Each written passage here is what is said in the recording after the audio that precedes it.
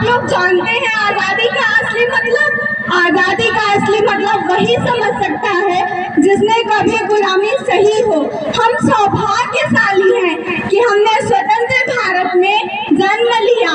यूं तो आजादी की लौ 1857 में ही जल चुकी थी, जो वर्तमान, प्राचीन और मध्यकालीन भारत के उदाहरणों से ये स्पष्ट करना चाहूंगी कि जब हम फिरंगियों के फेरे में फंस गए थे, तब रंग बसंती चोला की एक आवाज पर टोलों के टोले उमड़ आते थे।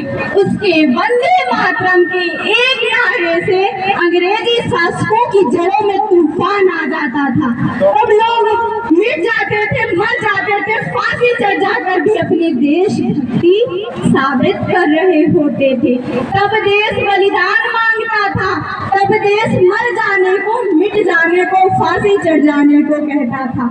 चूंकि जैसे 62, 63, 71 के युद्धों में अपना सुहाग गंवा देने वाली औरतें जब घर के हालात ये हो जाया करते थे कि प्यार भी भरपूर गया, प्यार भी भरपूर गया, मांग का सिंदूर गया, नन्हे नाव निहालों की लंगोटियां चली गई, छोटी छोटी बेटियों की चोटियां चली गई, बाप की कमाई गई, भाई की पढ़ाई गई, ऐसा एक विस्फोट हुआ पता ही नहीं चला।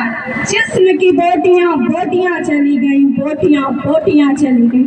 आपके लिए तो एक आदमी मरा साहब, मेरे घर की तो रोटियां चली गई, रोटियां चली गई वाले हालात पैदा हो जाने पर भी एक माँ खत लिखती है कि अम्मा ने खत लिखा है बड़े प्रेम से, अम्मा ने खत लिखा है बड़े चाव से, बेटे मेरे एक बार दूर मत घबराना, चाहे इंच कट जाना, चाहे इंच कट जाना वाले हालात पैदा हो जाने पर भी एक माँ, एक बहन, एक बीवी अपनी देशभक्ति साबित कर रही होती थी। तब देश बलिदान मांगता था, तब देश मर जाने को, मिट जाने को, फांसी चढ़ जाने को कहता था। अब देश बलिदान नहीं मांगता, अब देश मरने मिटने को नहीं कहता, अब देश फांसी चढ़ने को नहीं कहता।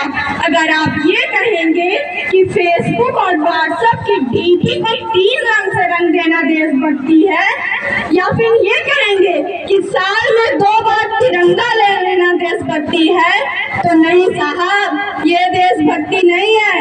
नहीं तो फुटपाथ पर चल रहा वो बच्चा ट्रैफिक की छांव में नंगे पांव में तिरंगा बेच रहा होता है, तो क्या ये उसकी देशभक्ति है? नहीं साहब, ये उसकी देशभक्ति नहीं है, ये उसकी पेट की भूख की शक्ति है। क्योंकि जो भूखे होते हैं ना मंदिर को जानते हैं, न शिवालयों को जानते हैं, न मस्जिद को जानते हैं, न शिवालयों को जानते हैं। जो पेट के भूखे होते हैं ना, सिर्फ रोटी के निवालों को जानते हैं। जरा सोच कर देखिए, पेड़ पौधे भी परेशान हो जाएं अगर परिंदे भी हिंदू और मुसलमान हो जाएं। इस समाज में यहाँ हमारी देशभक्ति, हमारा सच्चा राष्ट्र प्रेम एक देशद्रोही के जीवन में लाने वाला वो तूफान है, ताकि वो समझ सके कि अगर तू परिंदा है तो ये आसमान तेरा है, अगर तू परिंदा है तो ये आसमान तेरा है, अगर तू दरिंदा है तो ये कब्रिस्तान तेरा है। भाईचारे से रहना है तो रह जमीन पर, वरना यही कब्र और यही कब्रिस्तान तेरा है, यही कब्रिस्तान तेरा है। एक देशद्रोही से ज्यादा, या फिर ये कहेंगे एक देशभक्ति से ज्यादा, एक देशद्रोही तब ज्यादा प्रफुल्लित होता है जब एक देशभक्त अपने पूरे माँ बाप को वृद्धाश्रम की चौखट पर छोड़ आता है और अपनी 4x4 की स्क्रीन पर इमोजी भेज के ठहाके लगा के हंसता है। यही हुआ समाज। आगे चल के हमारी समाज की व्यवस्था इतनी गड़बड़ कर देता है कि 4 बोतल वोट का काम मेरा रोज का भारत का भविष्य तबाह करके रख दिया इन लोगों ने। यहाँ हमारे समाज में जहाँ पत्थर की मूर्त को लगते हैं 56 पत्थर की मूरत को लगते हैं 56 भोग। भूखे नंगे तड़पते सो जाते हैं लोग, भूखे नंगे तड़पते सो जाते हैं लोग। यहाँ मैं आप लोग को बता देना चाहती हूँ कि आज भी महिला सुरक्षा के मामले में हम चौथे नंबर पर हैं।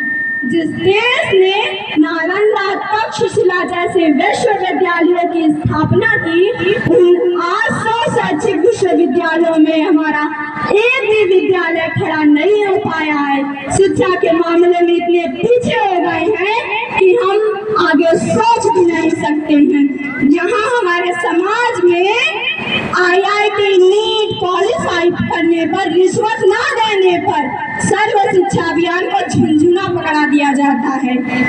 इन्हीं वाणियों के साथ मैं आपको ये एटलीस्ट बताना चाहती हूँ कि ना सरकार मेरी है और ना रब मेरा है, ना सरकार मेरी है और ना रब मेरा है, और ना ही बड़ा सा नाम मेरा है।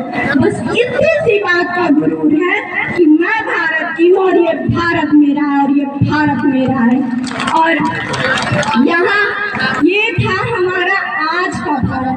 कल का भारत पता है कैसे है? जो ये चीख कर कहता है कि एक बार आने दे निजाम जमी हाथ में, हवा में उड़ते परिंदे भी मुस्कुराएंगे, हवा में उड़ते परिंदे भी